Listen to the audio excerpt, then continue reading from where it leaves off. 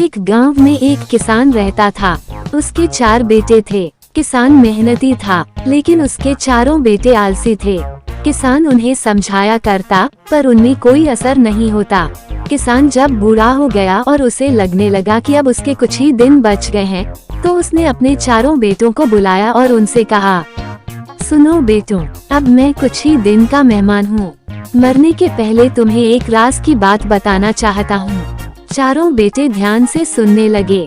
किसान ने आगे कहा, अपने खेत में अपार धन गड़ा हुआ है।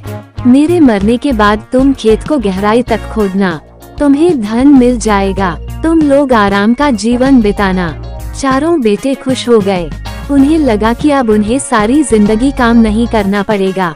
कुछ दिनों बाद किसान की मृत्यु हो गई। उसका अंतिम संस्कार करने के बाद चारों बेटे खेत में जाकर खुदाई करने लगे।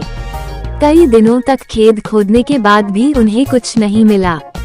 उन्हें अपने पिता पर बहुत गुस्सा आया, लेकिन उन्होंने सोचा कि जब खेत खुद ही गया है, तो यहाँ धान बो देते हैं। उन्होंने खेत में धान बो दिया। कुछ माह बाद खेत धान से लहलहा उठा। धान बेचकर उन्होंने अच्छा खासा धन कमा लिया।